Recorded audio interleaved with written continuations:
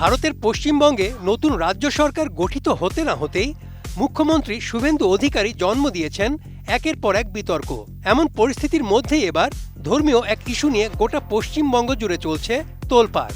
কারণ তিনি আসছে ঈদুল আজহায় গরু জবাইয়ের উপর জারি করেছেন নতুন নির্দেশিকা, যার সমাধান খুঁজতে শেষ পর্যন্ত দ্বারস্থ হতে হয়েছে আদালতের। ঈদুল আজহার ঠিক আগে পশ্চিমবঙ্গ সরকার গবাদি পশু জবাইয়ের ওপর যে নতুন কড়া নির্দেশিকা জারি করেছেন তার বিরুদ্ধে কলকাতা হাইকোর্টে মামলা দায়ের করেছেন তৃণমূল কংগ্রেসের এমপি মহুয়া মৈত্র সহ কয়েকজন।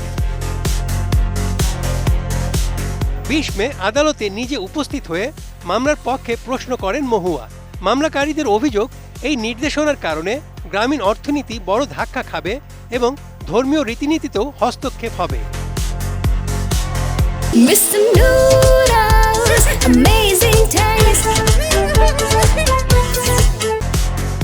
১৯৫০ সালের পশ্চিমবঙ্গ পশু জবাই নিয়ন্ত্রণ আইনের অধীনে ১৩ মে জারি করা রাজ্য সরকারের বিজ্ঞপ্তিতে বলা হয়েছে, ষাঁড়, বলদ, গরু, বাছুর ও মহিষ জবাইয়ের আগে অবশ্যই পশুর ফিটনেস সার্টিফিকেট নিতে হবে। শুধুমাত্র ১৪ বছরের বেশি বয়সী কিংবা বার্ধক্যজনিত কারণে বা স্থায়ী পঙ্গুত্ব অথবা অসারোগ্য রোগে আক্রান্ত পশুই জবাই করা যাবে। পশু চিকিৎসকের পরীক্ষার পরই এই সার্টিফিকেট দেওয়া হবে।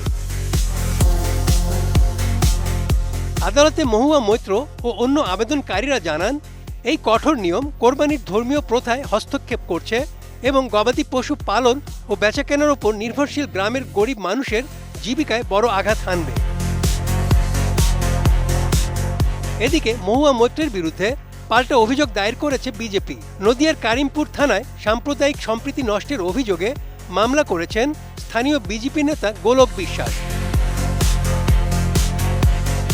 এদিকে মহুয়া সামাজিক মাধ্যমে লিখেছিলেন, এই নিয়ন্ত্রণের ফলে সব ধর্মের গরিব মানুষ সমস্যায় পড়েছেন। গরুর হাটে আতঙ্ক ছড়িয়ে পড়ছে এবং বেচাকেনা প্রায় বন্ধ হয়ে গেছে। তিনি অভিযোগ করেন, বিজেপি একটি নির্দিষ্ট সম্প্রদায়কে টার্গেট করে এই পদক্ষেপ নিয়েছে। তিনি প্রশ্ন তোলেন, গরিব মানুষের জীবিকায় লাথি মেরে কি প্রমাণ করতে চাইছে বিজেপি?